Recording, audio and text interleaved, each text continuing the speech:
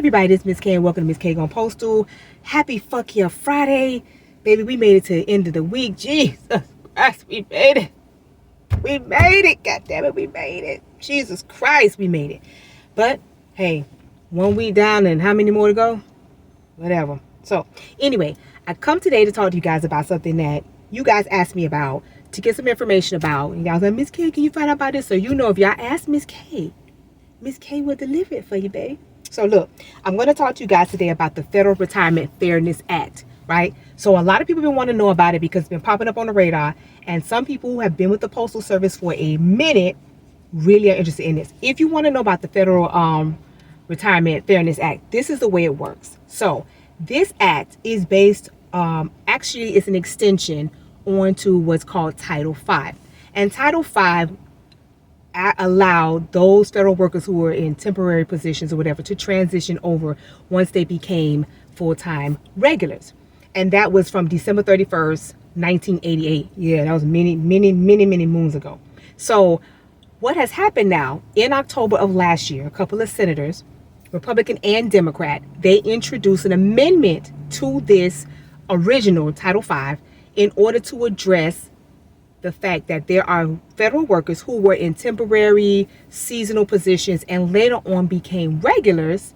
And let's say that's been 4, 5, 6 years that passed and you become a regular. What happens is those years weren't counted.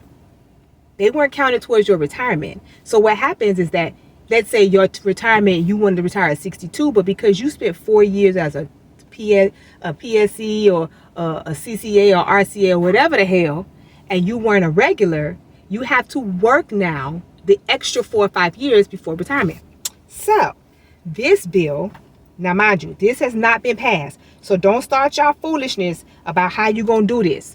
It hasn't been passed. It was introduced in October 20th of last year. So now it has to go through the processes so that it can get passed. But I'm gonna read you some information. Let Ms. K put on her readers, okay? Okay now. So listen.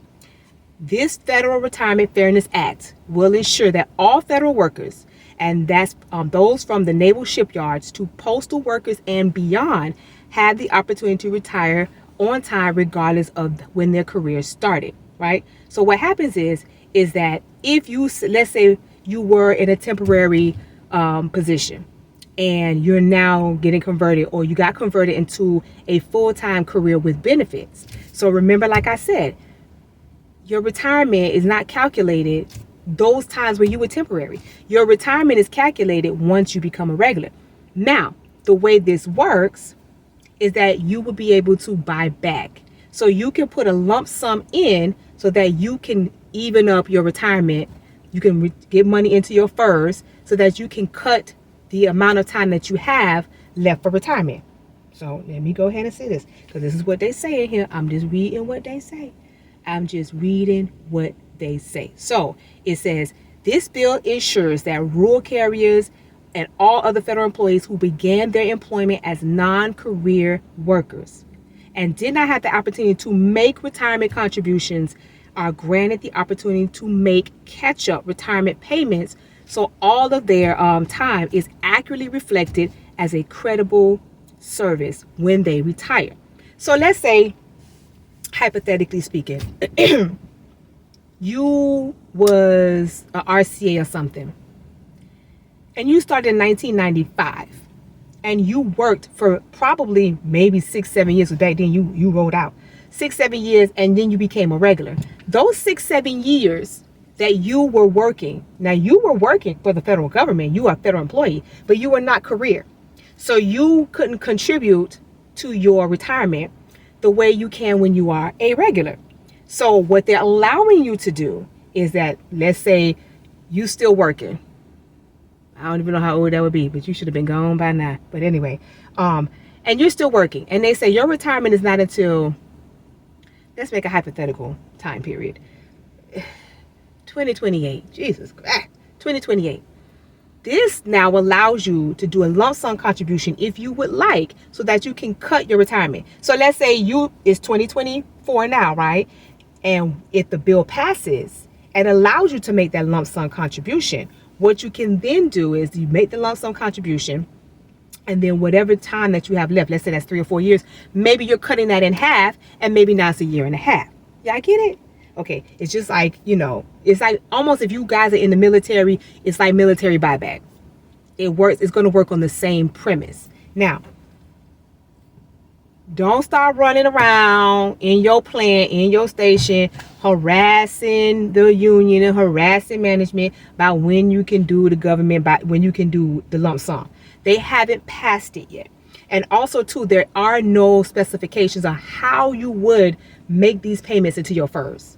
So once, I guess, they pass this bill, and I'm going to tell you which bill it is if you guys want to look it up so you can, verify it yourself. Once they pass this bill, then the specifications of how you guys would go ahead and do it to make these lump sum payments would be available to you. Now, how this is going to work, we don't know, because you know how the government is. So this bill, if you guys want to look it up, is HR, and that's HR Bill 5995, and it's the Federal Retirement Fairness Act. So remember, this bill was introduced in October. It has not been passed. So I need y'all to calm the fuck down.